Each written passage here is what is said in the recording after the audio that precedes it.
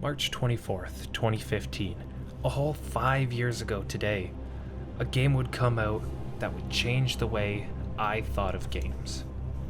Having not yet conquered the world of Dark Souls 1 or 2, and the third of the trilogy still a full year away, releasing March 24th, 2016, this was my first real foray into the brain of famous director Hidetaka Miyazaki. The world of Bloodborne fascinated me, as it always seemed to twist into itself, leading to limited checkpoints and safe havens to rest in. Not to mention, the bosses were relentlessly challenging. Even if you managed to somehow get around them, death lurked around every corner. The game seamlessly created a world full of horrific monsters, and the hunters set forth to slaughter them, and it was the first time in quite a while I can think that truly tested me. Little did I know, however, that even after I had completed it all, my experiences with this game were far from over. Fast forward only a few months into the future, to November 24th, 2015, and you'll find yourself on release day of Bloodborne's Old Hunters DLC. Contextually speaking, this was a nightmare realm for hunters who had remained in the hunt for too long. Drunk on the blood of their enemies, they damned themselves to an endless hunt. Most people who found themselves here would lose all sanity, and wander a twisted, scarred version of the areas they once knew. Your character can only enter the nightmare via one of the eldritch horrors known as Amygdala, and once you're there, it doesn't take long for you to dive deeper and find the true hell hiding within. I want to focus down for the rest of the video to talk about a single boss from the DLC. The first one, in fact.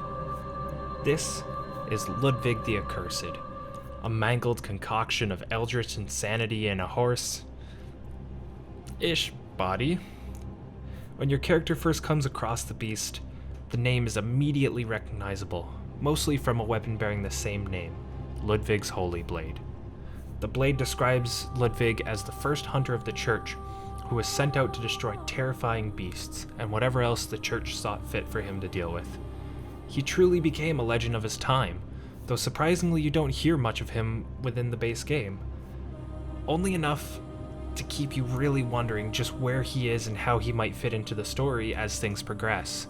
If at all, really. Personally, I think keeping him as a DLC boss and barely feeding us information was excellent planning, and I truly hope this was intended from day one because of how well it fits. Now hear me out here. You have enough information to make it a recognizable name, and I think this helps add to the initial impact of what you're up against, as well as to continue to put weight on what is later to come. At face value, this is an intimidating boss that sets your expectation moving forward. However, it's so much more than that. From a lore perspective, Ludwig is still, in a sense, acting out his duties, just in a strange reverse of what he had previously done. As a human, he hunted beasts as a stalwart ally of the church and kept them safe. As he is when you find him, he may have become the very thing he tried tirelessly to kill, but he's still acting as a gatekeeper for the church. Shortly following his defeat, you find yourself in the church's secret research hall, which holds all manner of terrible human experimentation. He's still protecting the church after all this time. Whether he actively realizes this or not is questionable. That is probably until later in the fight.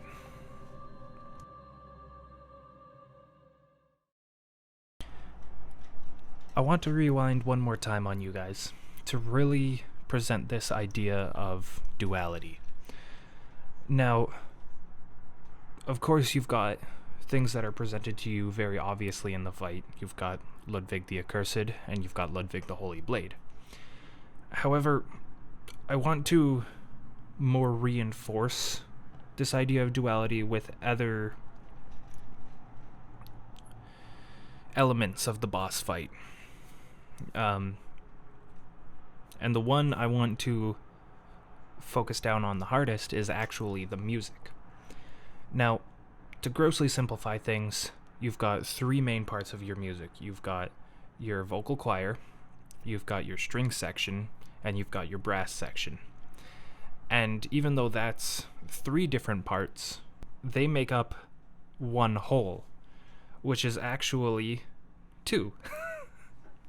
So hear me out when I say this. You've got your 3 different sections, and they sort of all run parallel like this. Now, you've got your vocal choir, which is sort of the past voice of Ludwig. You've got your brass, which is now the current voice of Ludwig. And you've got your string section stuck in the middle as sort of Ludwig himself. And I want to back that up a little bit with actually the Latin lyrics of the boss fight itself. So anything you see here presented in red happens during the accursed section of the boss fight, and anything you see here presented in blue actually happens just before the Holy Blade section of the fight. Now, I'm going to post this down below in the comments in case you guys do actually want to read this as we go along, but essentially it speaks a lot of like what he was, how he became what he currently is, and then during just before the Holy Blade section, sort of what snaps him back to being that human. Like when it says that saint, the divine partner of your fate, they're talking the Holy Moonlight Sword. The whole boss fight kicks off after, well, the second half of the boss fight kicks off after Abundant Will Be the Blood, and there's no more lyrics after that. The choir has managed to snap him back into this humanoid with Ludwig's mind fully intact. So I want to actually listen to the song right now and sort of present some other findings, some other, evidence to back up sort of what we're going with here. So yeah, let's just jump right into it. It's gonna start out your opening cutscene, so not too much going on there.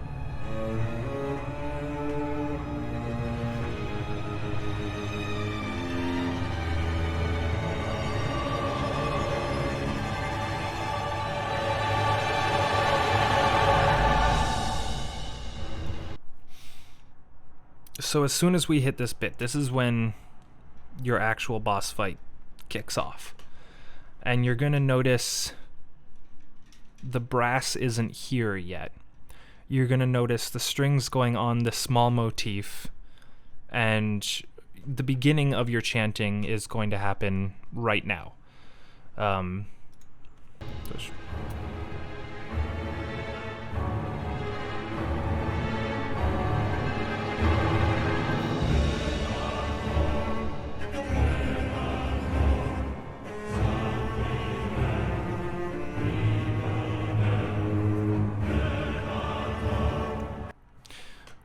So again, you're hearing the strings go on this nice little motif. You're going to hear the choir, as soon as they're done with their chanting, they're going to line up with the strings, and that's sort of that past voice finally latching on to what remains of Ludwig. And the brass has kept a very low profile at this point. Like they're just going with the percussion with the bump, bump, bump. Listen to what happens to the brass as soon as the choir latches on to, as soon as the choir latches on and joins the strings, the brass is going to get, much louder. It's going to get much more disruptive. It's very cool to see.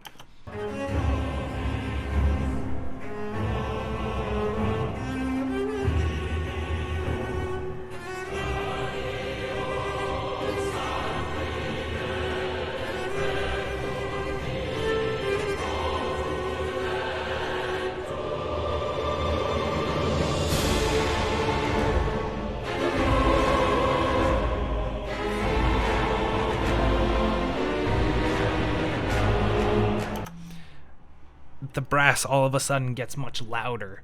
It becomes disruptive. You've got sort of that. It's almost syncopated in the way that they're doing that bum bum bum bum bum bum bum bum. It's never. You've got the strings and your choir doing these long, beautiful notes, carrying on that sort of motif, that melody now. But everything about the brass is it's almost aggravated now that you have too much cohesion between the other two pieces.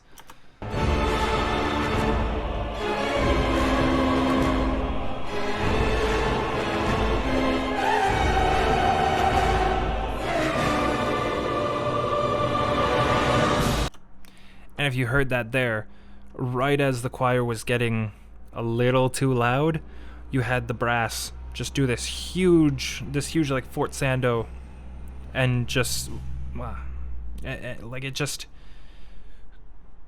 swells as loud as it can. This almost growl. You hear all the instruments doing that.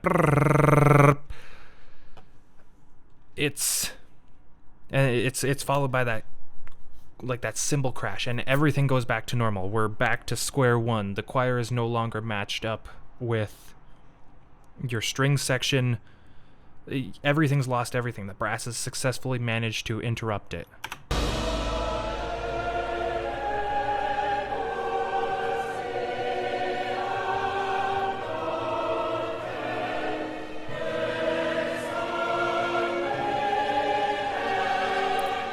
Listen for that swell.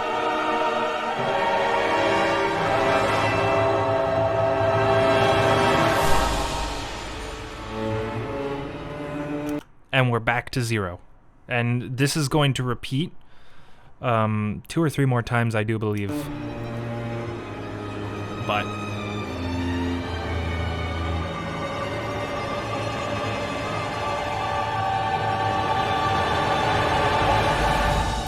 again, there's that swell. As soon as the choir starts getting louder, that brass swell just comes and smacks it back down. I fully believe this was intentional, especially if you think of it as the 3 different parts. Like I said, we're right back to the beginning.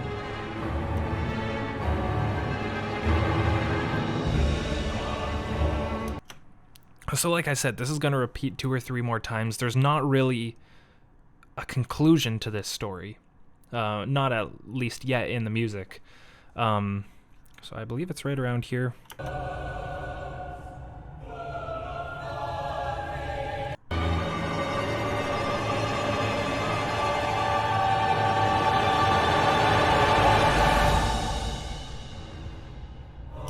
Okay, so you're now on to the cutscene signaling the second part of the fight. Ludwig's about to snap back in, and you're going to fight Ludwig the Holy Blade.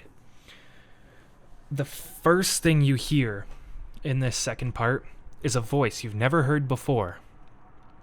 It's going to be this loud soprano voice, and it's going to actually be the one delivering the lines. It's going to actually be the one presenting this blue.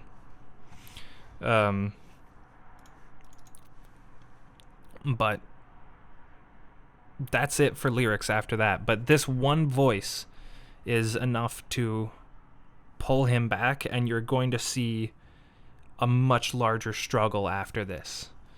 And it's really cool to see. So there's your soprano.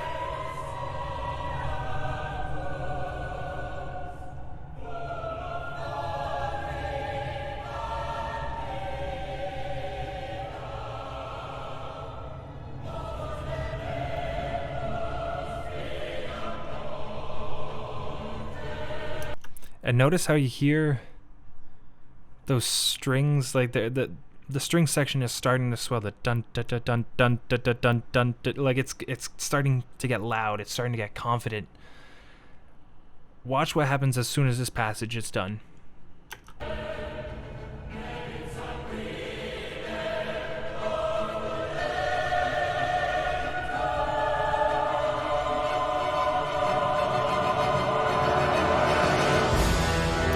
What came in but that brass swell, and immediately the brass is going to take over. Like it was losing the fight.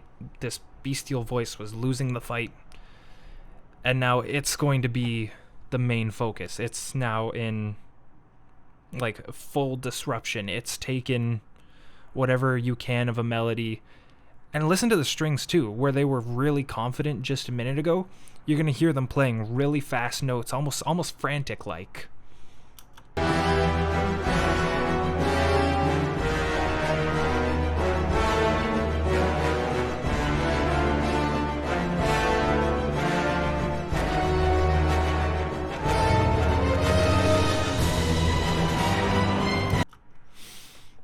So you're gonna start to have everything mix in now, and that's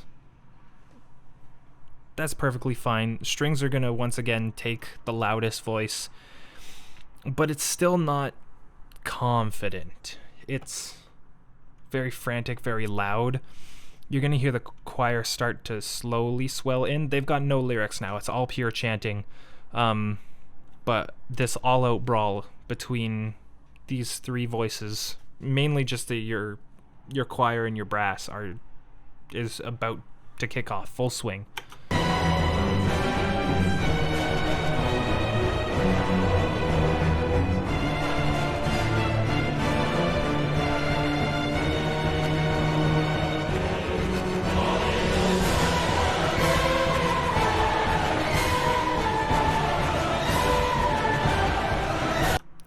So your strings are the most frantic they've ever been. They're just doing these long chord runs. They're just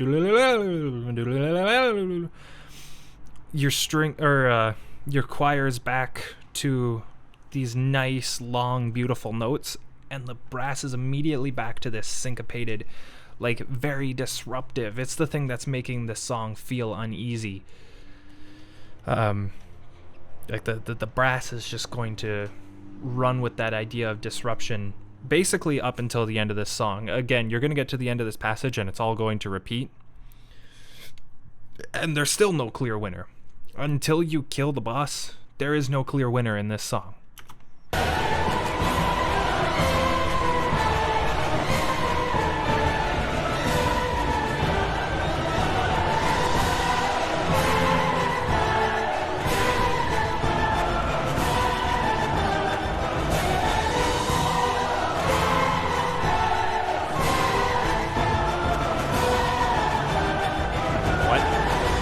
How does it end? That loud brass swell, that cymbal crash, and we're basically back to everything having to start from square zero. That's why this song has no clear winner, is that it always basically gets reset back to zero. And that's crazy. You wanna end with this nice, like you go back to your first note of the chord, probably hold that, and it gives you this nice sense of completion. But instead you're just getting this angry growl, this loud crash. It snaps you right back to your senses. It makes you feel frantic. And before you know it, your boss is done. You have no clear winner. You have no true way to feel. And I love that. So let's give the rest of this a listen, and then it's just going to repeat. So.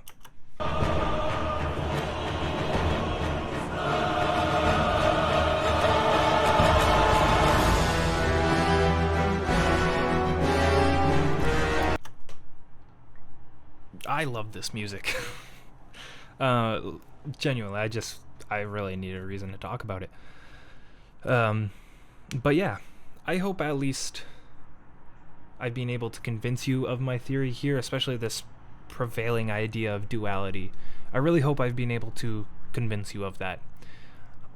But if not, if you've got some other idea of how the music or the lore or anything might present itself, I'd love to hear.